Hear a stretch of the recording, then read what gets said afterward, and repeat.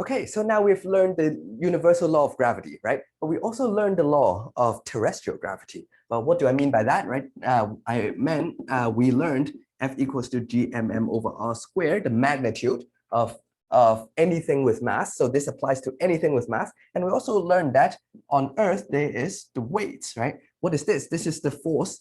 It is a force on object by a planet, in this case, by Earth, right? Now, if I have an apple and an Earth, which one should I use? Are they the same? And how do I reconcile them? So let's put these two and two together, right? And yes, they are the same. Okay, so let's see how they are related. How is this formula the same as this formula? All right, so which one are you more interested in, the apple or the Earth, right? So if I want to draw a free body diagram, are you interested in the motion of the apple or the motion of the Earth? Well, I think the apple, right? Because the Earth barely moves, as we realized. So the apple will have much greater acceleration towards the Earth than the Earth to itself. I guess it barely moves. It doesn't, rigorously speaking, it doesn't move. So yeah, let's draw a free body diagram on this guy. Well, what is the contact force? Nothing. What's non-contact force? Well, only gravity, right? So which formula should I put? I'm going to tell you it's the same thing. First of all, forget about that. Let's write it in words. There's a force on the apple by Earth. Okay. All right. Let's say you want to use this formula, then you will say, I need to put G, that's a universal constant.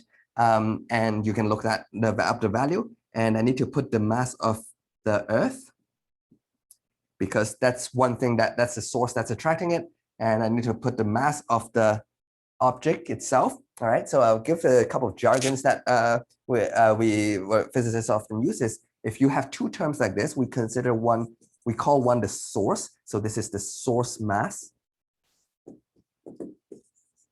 and this is the test mass. So this is a mass sort of that is like a test object, right? It's the one that's moving. At the moment, it's not a very, I cannot justify it very well, but later on you'll see when you learn and go to 3B and learn about fields and potentials, you'll see that makes a little bit more sense. But this word makes sense. It's the source that is causing, it's the source of this force, right? It's by the Earth. So Earth is the source, not apply, apple. On the apple, so the apple is the test mass, this is the source mass. So one of them has to be the source mass, one of them has to be a test mass, which is the apple, and the distance. Well, we need the center of mass of the Earth, right? We need to measure the distance from the center all the way to the center of the apple. The apple, not so important, but just remember, you have to count for the radius, right, of the Earth. So the radius of the Earth, I can put radius of Earth, right? But this, at some point, physicists are lazy, so we invent symbols for everything. So there's a special symbol when we talk about something about Earth, is this. Astronomers use this for the Earth. So I could actually say the mass of the Earth like that. And they use this symbol for the sun. So this is, if you like, you can put that as a shorthand. Feel free to use that in tests and exams. That's fine with me. In other future courses, just check with your own course instructor. Make sure they're happy with this as well. But it's a standard astronomy symbol. So anything to do with the sun, put a circle and a dot. Anything to do with the Earth, it's circle and a cross. Yeah. So the radius of the Earth and the height of the apple. So what should you put here? If you just put R, no one knows what that means, right? So you need to apply it. This is the law, but you need to take the law and apply it to this scenario. So what should I put over here? So the radius is from the center of the Earth to the surface, and the height is from the surface to the center of mass of the apple, right? Whether it's at the bottom of the apple and the top, well, if I'm releasing it to the ground at any respectable distance, this is just a couple of centimeters, this is a couple of meters. So this part is not going to, this little difference is not going to be that much. So I would just really put the height of the apple. I don't really need to clarify that much, but technically it's from the center. Okay, so here it's the radius of the Earth plus h, that's the distance. Remember to square, but it's the whole thing square, right? Okay, remember the whole square is not just the square of each thing independently. So be careful of this common beginner's mistake, right? Rookie mistake of this is not true. Okay. Remember, if you square both things, what this really means is a plus b times a plus b. You need to multiply everything out, and you realize there's actually 2ab. There's an extra term over here. Okay, so just be careful whenever you do that. All right. And so that's the new thing we're going to use, but that we learned to use. But we also learned the old formula over there. So again, don't put just mg because no one knows what m or g is. Well, g actually, okay, we will agree that we understand g is a constant. That we'll look this up, right? Is a value of that. So it's just a shorthand for whatever the net number. So that's fine. But m, which m are we talking about? Which m do you put over here? Normally for weight, it's the weight of the apple. So you put the mass of the apple, right? So we learned a new formula and an old formula. Well, they apply to the same thing, so they must be the same thing. So what does that tell me? That tells me G here must play the role of this because it's m apples times G and m apples times this. So this whole thing must be G. Okay, so our conclusion is G must be identical to the capital G, the mass of the Earth, over the radius of the Earth plus the height of the object from the sea level squared. Okay. So let's clarify, right? Just so we understand the mass of the Earth, I've looked that up earlier, slightly more precisely, is 5.8 times 10 to the power of it's 5.98, so very close to 6 times 10 to the power of 24 kilograms.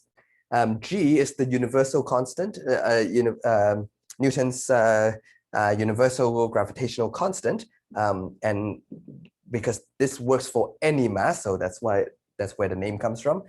You can Google that, or it's in your textbook, 6.67 times 10 to the minus 11. The units are very annoying with this. You can figure it out. Let's say no one tells you the unit. How can you figure it out? Well, you can stare at that equation, use the cleaner version, all right, and rearrange it. And put F R squared divided by M. So what does that tell you?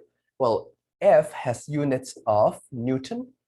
R square has units of meter square.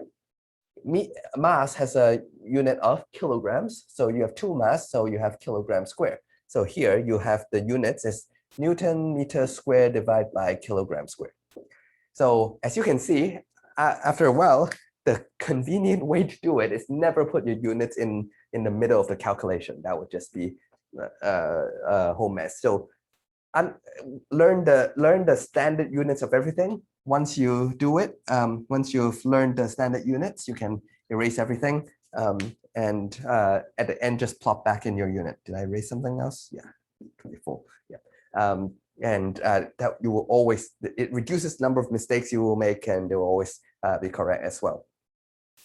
Yeah, so where was I? So we've defined that R is the Earth.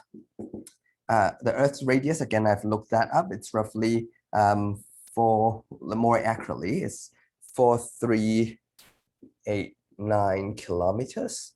Okay, so that's around 6,400 kilometers, all right, the radius of the Earth. And the height is going to be the object. So now you realize suddenly that G is not really a constant. G depends on how high the object is. So if you release the apple at the top of top of Mount Everest, this height will make, what will it do? Will it make G larger or smaller? Well, the higher you put, the higher you go, the larger the denominator. So you're dividing by a larger number, you get a smaller number. So that means the higher you go, gravity gets weaker. So gravity on Earth, right? This is the acceleration due to gravity. Remember what?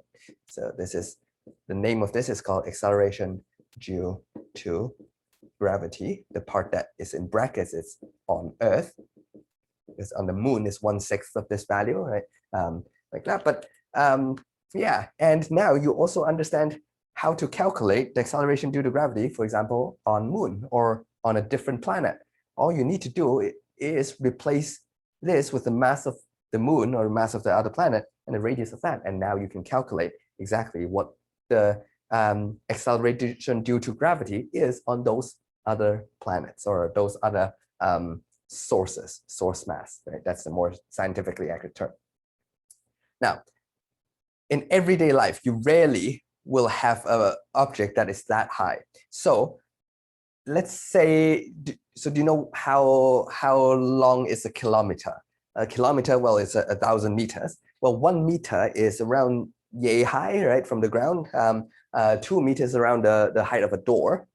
1,000, you can calculate how many stories. So each floor, each stories of a building is around 3 meters, just a little bit higher than a door size. So you can find out how many stories high that is.